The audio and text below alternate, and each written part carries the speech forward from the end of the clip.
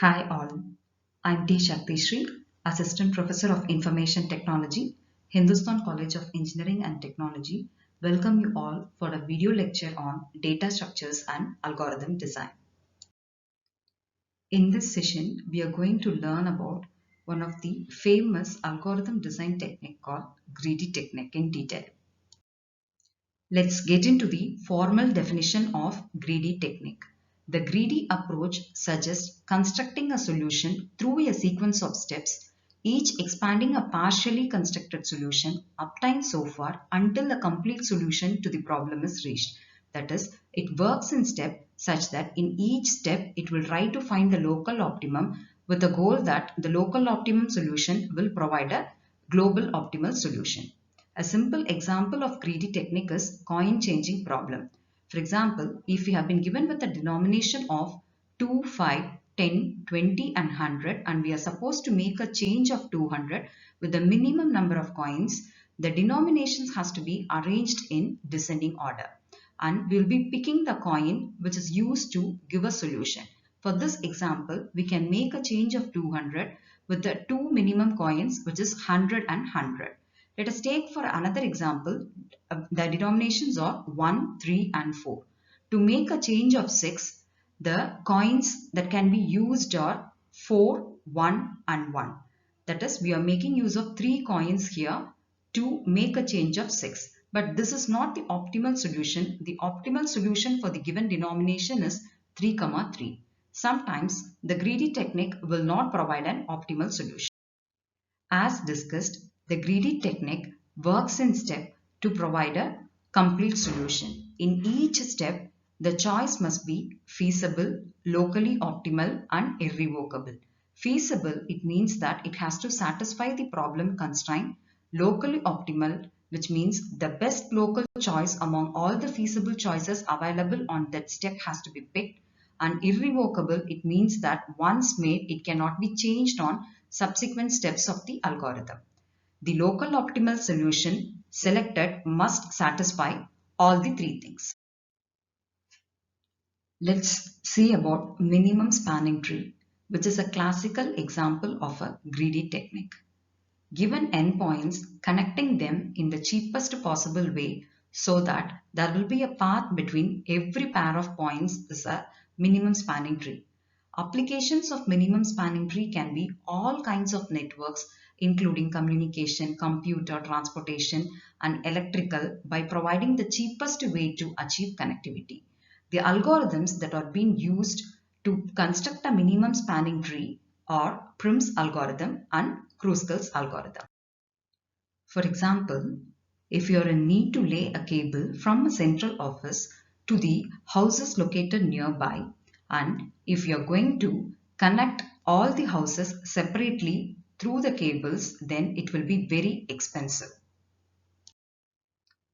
In spite of connecting each house with the central office through a direct link, we can provide a better approach by finding the nearest points and connecting them together. If we do like that, then the length of the wire that has been used for doing the connection for the houses will be minimum. This approach depicts a minimum spanning tree. Let us see the definition of spanning tree and minimum spanning tree. Spanning tree can be constructed from a graph. A connected acyclic subgraph that contains all the vertices of the graph is said to be spanning tree. Minimum spanning tree. If a graph has weights assigned to its edges, a tree of the smallest weight is minimum spanning tree, where the weight is going to be the sum of all the weights on its edges. Let us get into detail about the construction of minimum spanning tree. Take for the example graph that has been given here with 4 nodes A, B, C, D with the weights assigned to its edges. The minimum spanning tree can be constructed by connecting all the nodes with minimum number of edges. So for the given graph, there are 3 possible solutions that has been listed here. The first tree by connecting AB, AD and CD with the cost of 6, and second tree by connecting AB, AC and AD with the cost of 9, and third tree by connecting AB, AC and AD with the cost of 8. Out of these three possible solutions, the first tree is having the minimum weight. So that will be considered as the minimum spanning tree. A complete undirected graph can have a maximum of n to the power n minus 2 number of minimum spanning tree, where n is the number of. One of the famous algorithms for constructing minimum spanning tree is Prim's algorithm. Prim's algorithm constructs a minimum spanning tree through a sequence of expanding subtrees. The initial subtree in such a sequence consists of a single vertex selected from the set V of the graph's vertices. On each iteration, the algorithm expands the current tree in the greedy manner by simply picking the smallest nearest vertex not in that tree. By picking like this, we will be able to construct the minimum spanning tree. Each vertex is being labeled with two things. One is name of the nearest tree vertex and second is length, or we'll be calling it as the weight of the corresponding edge. Let us construct minimum spanning tree for the given graph with Prim's algorithm. Prim's algorithm employs greedy technique where it constructs the solution in step, and in each step it will try to find the local optimal solution. Initially, the starting vertex or the initial vertex is given here as A. So, we'll be able to choose the vertex which are reachable from A. In the given graph, the nodes which are reachable from A are B, E and F. Out of these three vertex, we have to pick the vertex which is having the minimum edge. So the vertex B will be picked into the tree vertex. So the edge A to B will be included with the cost of 3. Moving to the next step, now we will be finding the vertex which are reachable from B. So when we look into that, the vertex which are reachable from B are C, E and F. C with the cost of 1, E with the cost of 6 which is reachable from A, and F which is reachable from B with the cost of 4. So the minimum vertex has to be chosen, that is the minimum weight vertex has to be chosen. So C will be included into the tree, which means that we are connecting B and C together with the cost of 1. The latest tree vertex is C, and the vertex which are reachable from C has been listed in remaining vertex. So D is reachable from C with the cost of 6, and E is reachable from A with the cost of 6, and F is reachable from B with the cost of 4. So out of these three, the minimum weight vertex will be chosen. So we are going to connect F with B with the cost of 4. Getting to the next vertex, which is F, we'll be looking into the vertex which are reachable from F. The remaining vertex are going to be D and E. D is being connected with F with the cost of 5, and E is being connected with vertex F with the cost of 2. Out of these two, the minimum nearest vertex will be picked. So vertex E will be picked into the tree vertex.